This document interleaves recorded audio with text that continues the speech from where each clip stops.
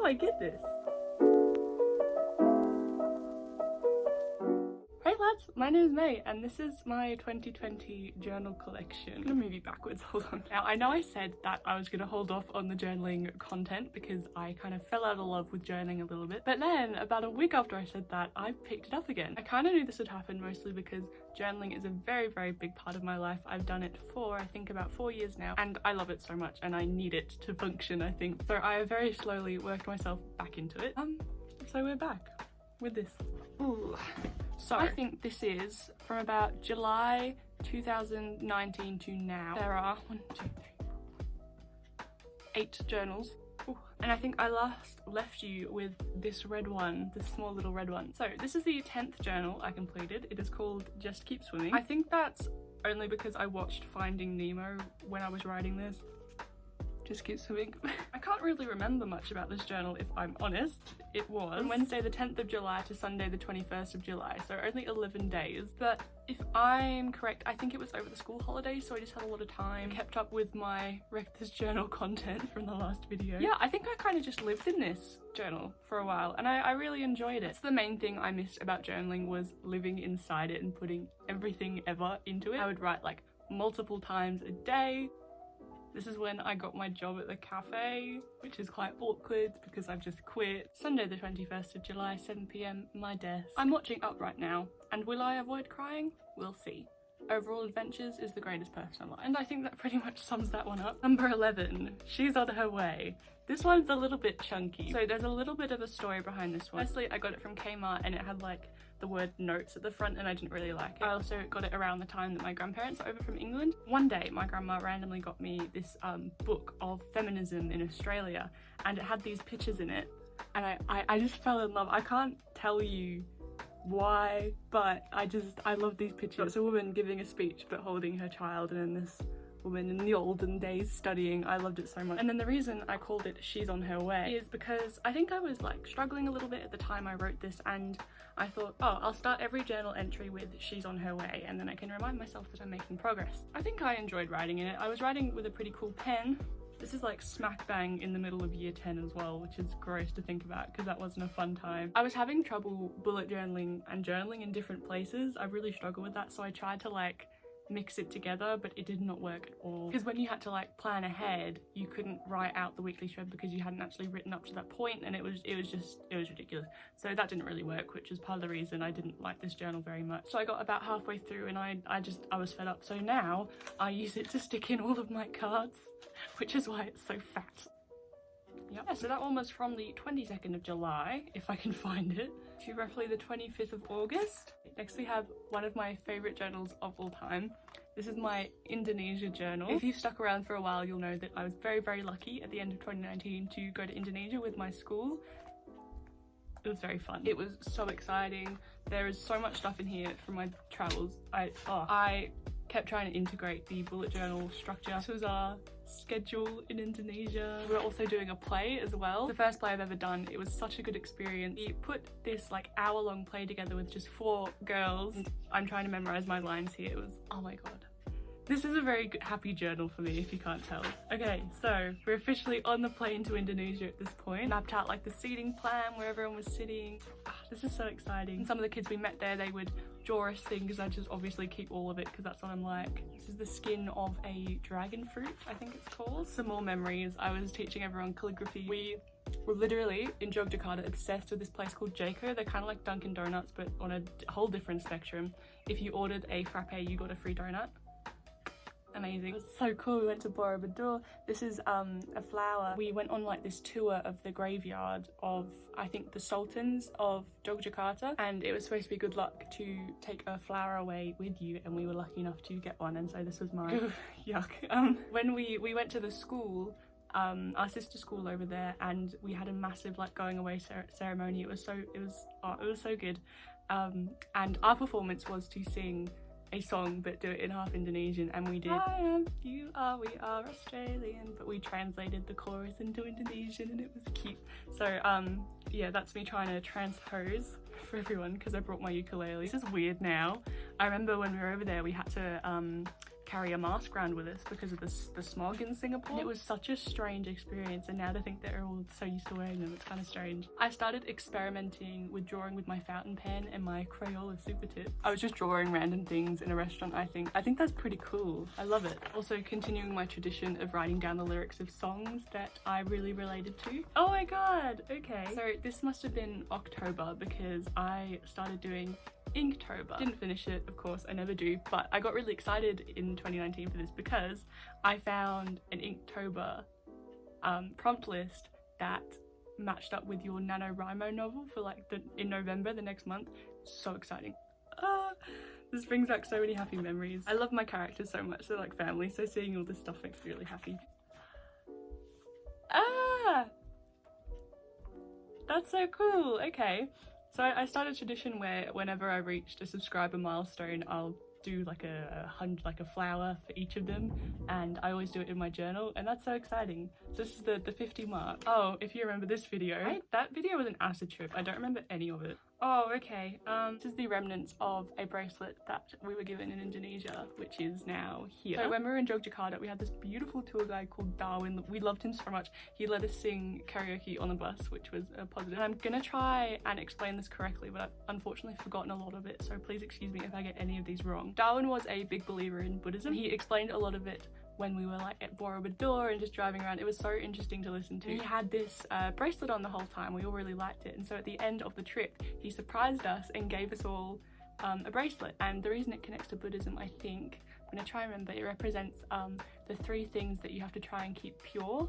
I think it's something along the lines of like your speech, your thoughts, and your body maybe. I'm really sorry, I can't remember. But that's what the 3 tan beads represent, and the black ones represent something as well, but I've forgotten unfortunately. And one day in a theatre rehearsal, mine shattered all over the floor and I cried. So I'm kind of happy it did though in a way, because now it looks so pretty on my journal and I love it so much. So when I got back from Indonesia, I was a bit sick of this journal, so I just kept doing line memorizing. Oh, I also wrote, I do this a lot. I finish journals by writing short stories because I just get sick of writing about my own life. So I was writing one here. I wrote a lot actually. Oh, actually, I did actually. So this was all a short story that I was writing. I think this is the only short story I've actually finished, which is quite impressive. So yeah, that was number 12. I just call it Indonesia because I didn't really have a name for it. But I continued that short story in number 13, which I named appropriately Shitty Stories and Ink Trials, because, surprise surprise, inside it are shitty stories and ink trials. Again, trying to do the bullet journal thing in here, it was not working at all. Nano prep checklist. Yep, just writing the story, continuing with that. I finished it. Cockatoo feather, and that's I think the point where I just stopped journaling. Instead I stuck in just bits and bobs from our travels. Most notably, we went to a pen show in Melbourne, a fountain pen show. It was very exciting. We got to try out all the different inks, we just fangirled over all of them. So we did some trials. We had like the proper like Robert Luster trials. Oh my god, it was so cool. Yeah, we got to try out like the limited edition inks. It was so fun. Oh, congrats on getting your learners. Forgot I did that. That's me passing at 78%. If I got another question wrong, I would have failed, which is interesting. Yeah, and that's completely empty from now. I did not get on with this journal.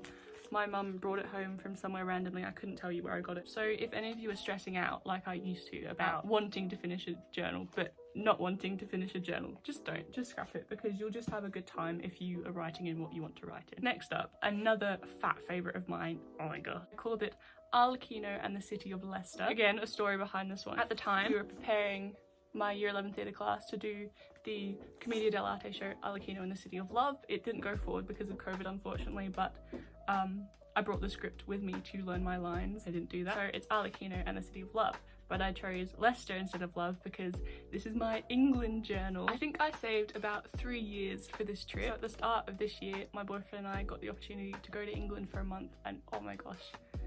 If you don't know, I was born over there, and so a vast majority of my family is over there, so we went to visit. It was amazing. It was so good, especially because we got in right before COVID. I'm so grateful, and this is the journal I kept as we were over there. Oh my goodness, this was our preparation for Arlecchino. I was co-directing with a friend. It was hell. It was so much fun, but it was hell because we had to figure out, I think it was a 14 character play with 9 people, and this is me trying to work out who could double up. Oh, again, drawing with my fountain pen, that was fun. Oh, this is so cool. This is one of my favorite pages ever. I was listening to the Magnus Archives at this point. Some drawings. I'm quite proud of these noses. I don't think I'm gonna get better than this at any point. This is my peak and we stop here.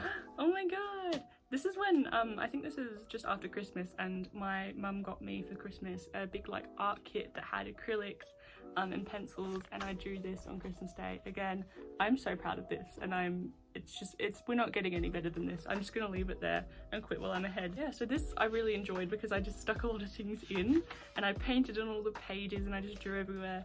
That's what I did like about the journal being not lined, is I could just go for my life and do what I wanted. This is my self-portrait from 2019. Yeah, so this is when we got to England, which is so cute. I got into the habit of drawing all the places I went to because I get frustrated that I can't like print out photos and put it in my journal to reference what I was seeing, so I just started drawing everything. Oh, it was such a happy time. We were so lucky. Oh, this is really interesting. So I drew this on the plane coming back, I think.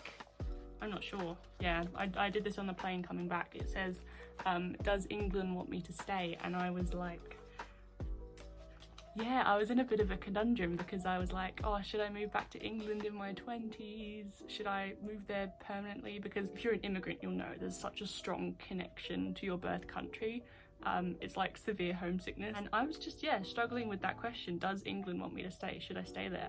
But I kind of answered my own question because I had a dream while I was over there where I was quite literally reborn as Australian. So that helped me make my decision. And yeah, I just had a couple pages where I stuck in all of the stuff that we collected along the way. It was such a good time, and for my boyfriend to see my family as well. It was a really good opportunity. Oh, this is some set plan for our Kino. We all got in my journal. That was fun. I love having other people in my journal, not reading it, but drawing in there with me. It's so fun. Some drawing practice. I should do it the right way, shouldn't I, May? Well done. 100 subscriber video. I get my boyfriend to draw me blobs and I draw over the blobs. There's more, okay. Oh my god. It's a very good pastime. Yeah, and that's that one.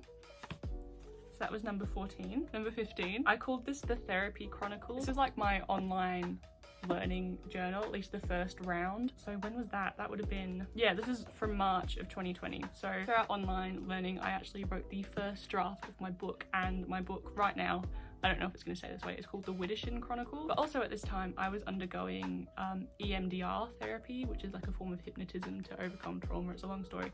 So I called it the Therapy Chronicle. And literally my first entry is, I don't really know how to feel. I had EMDR last night, my final session. I don't feel how I expected to. Not that I've had much time to think about it, what with everything that's going on in the world at the moment. I don't know, I guess I just expected everything to be fixed immediately and it would be some pivotal life moment where I became suddenly happy again. Yeah, a lot of writing. I got into some painting, which is fun. This is me trying to work out acrylics and it's not my thing. I don't like it. I find it so hard to control. Oh my gosh, okay. So this is me trying to figure out my cursive handwriting, which was fun. Again, going free with the art here. Oh, a drawing of Big Ben that my mum did. Oh, okay. I found this poem by Carol Ann Duffy. It's my favourite poem in the world, called Mrs. Darwin. 7th of April, 1852. We went to the zoo. I said to him, something in that chimpanzee over there reminds me of you.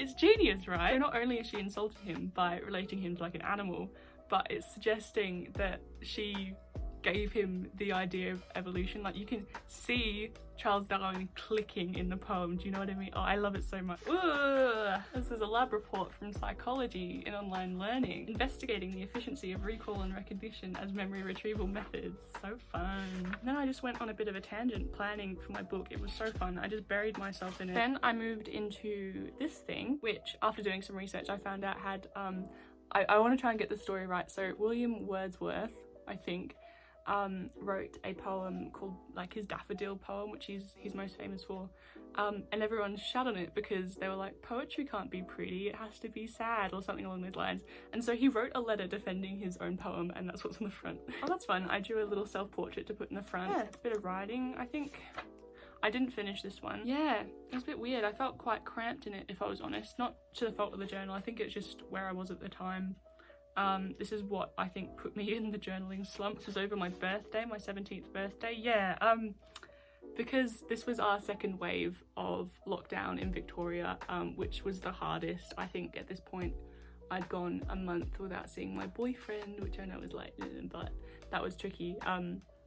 And I turned 17, and the first month I was 17, and my brother has the same birthday near me. He turned 14. We were in the house the first month of our birthdays, so we were just a bit flat. And yeah, this I think represented that, and I just needed to get out. So yeah, it turned into a place for to-do lists and practice essays, and not really a journal, which I don't like. And the last one, I finished this last night. If you watched my unused journal collection, you might recognize it kind of. It was the old owl journal that I had, and I didn't really like the cover, so I thought I wanted to really get into it and change it, and so I did this. I keep referencing my old videos, but in my trauma video I said that I've gotten into finger painting a lot more lately, and I had a ball with this. It was so fun. I just went mad. And then what I did, probably not safe, I took an old plastic pocket, flattened it out, and hair dried it on so it would cover the finger painting. I called it I am writing with my left hand because I got a bit panicked. This was before my psychology exam, I think. Yeah, this was before my psychology exam, and I was like, what if that year 8 kid with the mullet pushed me down the stairs and I broke my right wrist and I couldn't write in my exam? I should probably have a backup with my left hand and get better at writing with my left hand. So I for a couple of entries I wrote with my left hand, but ironically this is when I started getting back into journaling, and so I just needed my hand to work faster, so I scrapped that. So I got up to page 6 out of 96 writing with my left hand, and for the rest I just went in normally. I got back into my fountain pen. Yeah, so this is like the last month of my life pretty much. I applied for school captain, got school captain, was helping out with my friends on a music exam for their year 12 music exam. That was so fun. We did that. Quit my job in here. I got glasses in this journal. Started year 12 in this journal. Yeah, a lot happened in the past month, and it's weird to go back and process it. Yeah, and I just basically stuck to straight writing for that one. There's not much stuck in. Yeah, and that's journal 17. I'm currently writing journal number 18, and they are all the journals that I've kept from July of 2019 until now. I hope you enjoyed this video. I've officially finished school for the year, and I have about 6 weeks-ish, and I really want to get back into YouTube. I miss it so much, and I've got a lot planned for the next couple months, so stick around for that if you like. As always, I am making the commitment to educate myself on a topic every time that I upload a video. So since my last video, I've educated myself on the correct terminology to use when discussing Aboriginal Australians and Indigenous Australians. So the two things that I learnt were, instead of referring to the dream time, you say the dreaming, and instead of saying the traditional owners of the land, you say the traditional custodians. And I did not know that at all, because the first terms that I said are just what are taught in school. So I'll have the article that I read linked down below, as well as some other resources. So yeah, if you guys want to join me in that endeavour of reading an educational article every time I upload a video, that would be greatly appreciated. But yeah, I think that's it. Thank you very much for watching, and I'll see you in the next one.